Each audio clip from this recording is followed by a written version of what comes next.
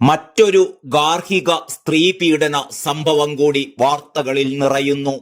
കൊണ്ടോട്ടിയിൽ നവവധുവായ ഷഹാന മുംതാസ് എന്ന 18കാരി ആത്മഹത്യ ചെയ്ത സംഭവത്തിൽ പോലീസ് ബന്ധുക്കളുടെ മൊഴിയെടുത്തു കഴിഞ്ഞു. ഭർത്താവിന്റെയും കുടുംബത്തിന്റെയും മാനസിക പീഡനമാണ് ഷഹാന മുംതാസിനെ ആത്മഹത്യയിലേക്ക് നയിച്ചത് എന്ന് ബന്ധുക്കൾ മൊഴി നൽകിയിട്ടുണ്ട്. നിറത്തെ ചൊല്ലി ഷഹാനയെ ഭർത്താവ് എപ്പോഴും കളിയാക്കിയിരുന്നതായും മരണം സംബന്ധിച്ച് രേഖാമൂലം പരാതി നൽകുമെന്നും ബന്ധുക്കൾ പറയുന്നു.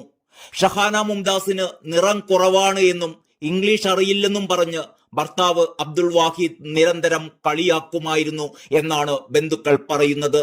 പഠിക്കാൻ മിടുക്കിയായിരുന്ന ഷഹാന അടുത്തിടെ പഠനത്തിൽ പിന്നോട്ടു പോയി. ഇതിനെക്കുറിച്ച് അന്വേഷിച്ചപ്പോഴാണ് മാനസിക പീഡനത്തിന്റെ വിവരം ഷഹാന തന്നെ നേരിട്ട് പറഞ്ഞത്. വാഹിദിന്റെ ബന്ധുക്കളോട് ഇക്കാര്യം സംസാരിച്ചുവെങ്കിലും കാര്യമുണ്ടായില്ല. ഷഹാനയുടെ മരണത്തിൽ കൊണ്ടോട്ടി പോലീസ് വീട്ടിലെത്തി ബന്ധുക്കളുടെ മൊഴി രേഖപ്പെടുത്തുകയായിരുന്നു. ഷഹാനയുടെ മൊബൈൽ ഫോണും കസ്റ്റഡിയിലെടുത്തിട്ടുണ്ട്. നിലവിൽ അസ്വാഭാവിക മരണത്തിനാണ് പോലീസ് കേസെടുത്തിരിക്കുന്നത്. കഴിഞ്ഞ ദിവസം രാവിലെയായിരുന്നു കൊണ്ടോട്ടിയിലെ വീട്ടിൽ ഷഹാനയെ തൂങ്ങി മരിച്ച നിലയിൽ കണ്ടെത്തിയത്. മൃതദേഹം പോസ്റ്റ്മോർട്ടത്തിന് ശേഷം കൊണ്ടോട്ടി പഴയങ്ങാടി ജുമാ മസ്ജിദ് ഖബർസ്ഥാനിൽ ഖബറടക്കി. കഴിഞ്ഞ മെയ് 27-നായിരുന്നു ഷഹാനയും വാഹിദുമായുള്ള നിക്കാഹ് കഴിഞ്ഞത്. 20 ദിവസം കഴിഞ്ഞ് വാഹിദ് ഗൾഫിലേക്ക് മടങ്ങുകയും ചെയ്തിരുന്നു. വിവാഹബന്ധം വേർപ്പെടുത്തണമെന്ന് ആവശ്യപ്പെട്ടതോടെ പെൺകുട്ടി വളരെ മാനസിക പ്രയാസത്തിലായിരുന്നു എന്ന് പറയപ്പെടുന്നു. വിവാഹമോചിതയായ ശേഷം എന്ത് ചെയ്യുമെന്ന ആശങ്ക പെൺകുട്ടി കുടുംബത്തോട് പങ്കുവച്ചിരുന്നു അത്രേ. 2 ആഴ്ച മുമ്പാണ് ഷഹാന ഇക്കാര്യങ്ങളെല്ലാം തങ്ങളോട് പറഞ്ഞത് എന്ന് അമ്മാവൻ അബ്ദുൾ സലാം പറയുന്നു. വിവാഹബന്ധത്തിൽ കടിച്ചു തൂങ്ങാതെ ഒഴിഞ്ഞു പോയിക്കൂടെ എന്ന് വാഹിദിന്റെ ഉമ്മ ചോദിച്ചു അത്രേ. വാഹിദിന്റെ ഉമ്മയുടെ കാലിൽ കെട്ടിപ്പിടിച്ച് ഷഹാന പൊട്ടിക്കരഞ്ഞുവെന്നും ബന്ധുക്കൾ പറയുന്നു. കല്യാണം കഴിഞ്ഞ് 20 ദിവസം കഴിഞ്ഞ് വിദേശത്ത് പോയതിനു ശേഷമാണ് കുട്ടിയുടെ നിറം പ്രശ്നമാണ് എന്നും പറഞ്ഞ് ഭർത്താവ് അബ്ദുൾ വാഹിദ് തന്നെ വിളിച്ചതെന്നും അബ്ദുൾ സലാം ന്യൂസ് ചാനലുകളിൽ പറയുന്നതും നാം കേട്ടു.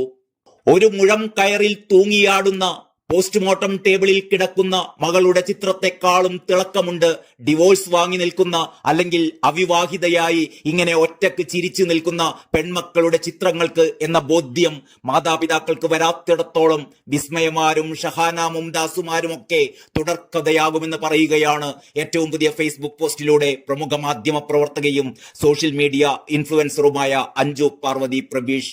പോസ്റ്റ് അവസാനിപ്പിക്കുന്നത് ഇങ്ങനെയാണ്: പെൺകുട്ടികളോടാണ് പറയുന്നത്, അവനവന്റെ ആത്മാഭിമാനത്തിന് മേലെയല്ല ഒരു താലിച്ചരടും ഒരു മിന്നും. നിന്നെ വേണ്ട എന്നവൻ പറഞ്ഞാൽ അവന്റെ കാല് പിടിച്ച് എന്നെ ഉപേക്ഷിക്കല്ലേ ഹിക്ക എന്നല്ല പറയേണ്ടത്.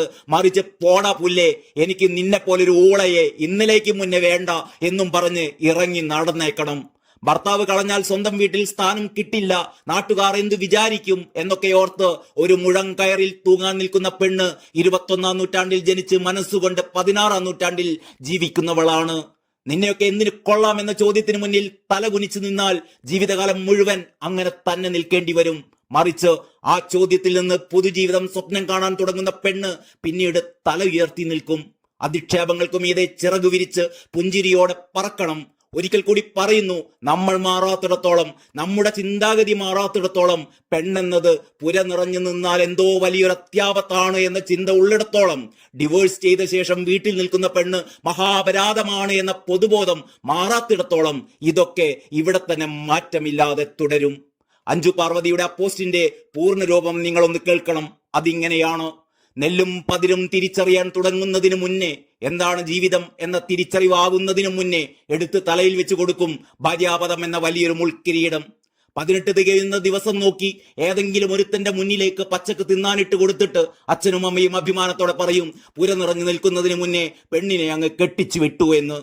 അറവുമാടിനെ പോലെ ചന്തയിൽ വിൽക്കാൻ കൊടുത്തിട്ട് ഉള്ള ഗീർവാണം. ഇത്തരം ഗീർവാണം പറയുന്ന ഒരുപാട് എണ്ണത്തിനെ ഞാൻ കണ്ടിട്ടുണ്ട്.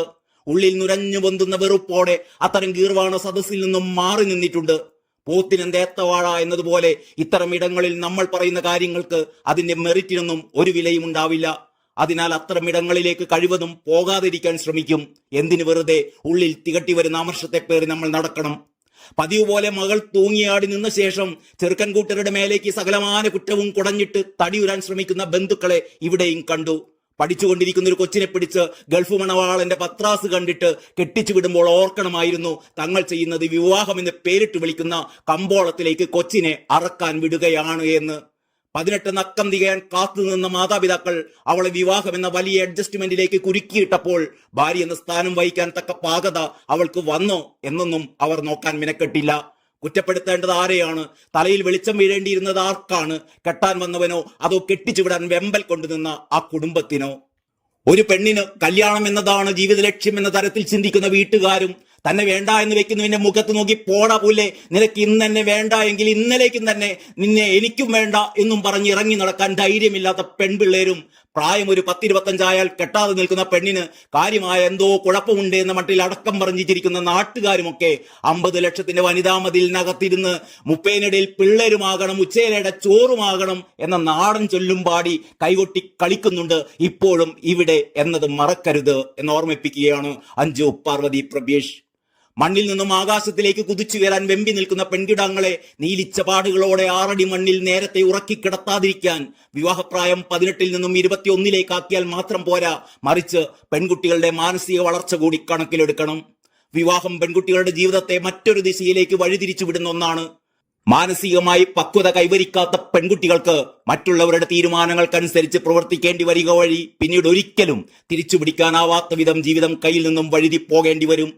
വിദ്യാഭ്യാസം കൊണ്ടും ലോകപരിചയം കൊണ്ടും മാത്രമേ ഒരു പെൺകുട്ടിക്ക് പക്വത കൈവരികയുള്ളൂ.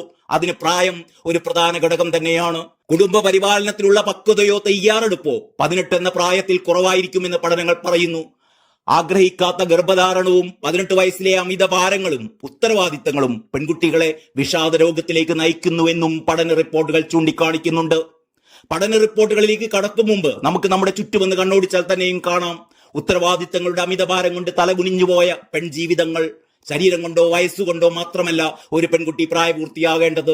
ജീവിതത്തിൽ പ്രശ്നങ്ങൾ നേരിടാനും അത് പക്വതയോടെ കൈകാര്യം ചെയ്യാൻ പഠിക്കുമ്പോഴും മാത്രമാണ് യഥാർത്ഥത്തിൽ ഒരാൾ പ്രായപൂർത്തിയാവുന്നത് എന്ന കാഴ്ചപ്പാടിലേക്ക് നമ്മൾ എത്തേണ്ടിയിരിക്കുന്നു. 18 വയസ്സിൽ വിദ്യാഭ്യാസം പോലും പൂർത്തിയാക്കുന്നതിന് മുമ്പ് കെട്ടേണ്ടി വരുന്ന പെൺകുട്ടിക്ക് താങ്ങേണ്ടി വരുന്നത് ഭാരിച്ച ഉത്തരവാദിത്തങ്ങളാണ്. തുടർ വിദ്യാഭ്യാസ രംഗത്ത് സ്ത്രീകൾ വളരെയധികം മുന്നേറുന്ന കാലമാണിത്. +2 വിദ്യാഭ്യാസം കഴിയുന്നതുവരെ കുട്ടികൾ എന്ന പരിഗണനയിൽ വളർന്നു വരുന്ന ഈ തലമുറ ഡിഗ്രി വിദ്യാഭ്യാസം പൂർത്തിയാക്കാനും ജോലി നേടി സ്വന്തം കാലിൽ നിൽക്കാനും ആഗ്രഹിക്കുകയും ചെയ്യുന്നു. കേവലം സർട്ടിഫിക്കറ്റ് കരസ്ഥമാക്കി കുടുംബജീവിതത്തിലേക്ക് ഒരുങ്ങിക്കഴിയാൻ ആഗ്രഹിക്കുന്നവരല്ല ഇന്നത്തെ കുട്ടികൾ. അവർ പഠിക്കട്ടെ, അവർ വളരട്ടെ, സ്വന്തം കഴിവുകളെ കണ്ടെത്തട്ടെ, എന്നിട്ട് പറന്നുയരട്ടെ. അങ്ങനെ പറക്കാൻ അവരുടെ ചിറകുകൾക്ക് കരുത്തുണ്ടാവുമ്പോൾ മാത്രം വിവാഹം, കുട്ടികൾ എന്നിങ്ങനെയുള്ള ചില്ലകളിലേക്ക് അവർ ചേക്കേറട്ടെ. പെൺകുട്ടികളോടാണ് ഇനി പറയുന്നത്, അവനവന്റെ ആത്മാഭിമാനത്തിന് മേലെയല്ല ഒരു താലിച്ചരടും ഒരു മിന്നും. നിന്നെ വേണ്ട എന്നവൻ പറഞ്ഞാൽ അവന്റെ കാല് പിടിച്ച് എന്നെ ഉപേക്ഷിക്കലേ ഹിക്ക എന്നല്ല പറയേണ്ടത്, മറിച്ച് പോടാ പുല്ലേ, എനിക്ക് നിന്നെപ്പോലൊരു ഊളയെ ഇന്നലേക്ക് മുന്നേ വേണ്ട എന്നും പറഞ്ഞ് ഇറങ്ങി നടന്നേക്കണം. ഭർത്താവ് കളഞ്ഞാൽ സ്വന്തം വീട്ടിൽ സ്ഥാനം കിട്ടില്ല, നാട്ടുകാർ എന്ത് വിചാരിക്കുമെന്നൊക്കെ ഓർത്ത് ഒരു മുഴം കയറിൽ തൂങ്ങാൻ നിൽക്കുന്ന പെണ്ണ് 21-ാം നൂറ്റാണ്ടിൽ ജനിച്ച് മനസ്സുകൊണ്ട് 16-ാം നൂറ്റാണ്ടിൽ ജീവിക്കുന്നവളാണ്. നിന്നെയൊക്കെ എന്തിനു കൊള്ളാം എന്ന ചോദ്യത്തിന് മുന്നിൽ തല കുനിച്ചു നിന്നാൽ ജീവിതകാലം മുഴുവൻ അങ്ങനെ തന്നെ നിൽക്കേണ്ടി വരും. മറിച്ച് ആ ചോദ്യത്തിൽ നിന്ന് പുതുജീവിതം സ്വപ്നം കാണാൻ തുടങ്ങുന്ന പെണ്ണ് പിന്നീട് എക്കാലവും തല ഉയർത്തി തന്നെ നിൽക്കും. അധിക്ഷേപങ്ങൾക്ക് മീതെ അവൾ ചിറകു വിരിച്ച് പുഞ്ചിരിയോടെ പറക്കും. ഒരിക്കൽ കൂടി പറയുന്നു, നമ്മൾ മാറാത്തിടത്തോളം, നമ്മുടെ ചിന്താഗതി മാറാത്തിടത്തോളം, പെണ്ണെന്നത് പുര നിറഞ്ഞു നിന്നാൽ എന്തോ വലിയൊരു അത്യാപത്താണ് എന്ന ചിന്ത ഉള്ളിടത്തോളം, ഡിവോഴ്സ് ചെയ്ത ശേഷം വീട്ടിൽ നിൽക്കുന്ന പെണ്ണ് മഹാ അപരാധമാണ് എന്ന പൊതുബോധം മാറാത്തിടത്തോളം ഇതൊക്കെ ഇവിടെ തന്നെ മാറ്റമില്ലാതെ തുടരും. നന്ദി, നമസ്കാരം.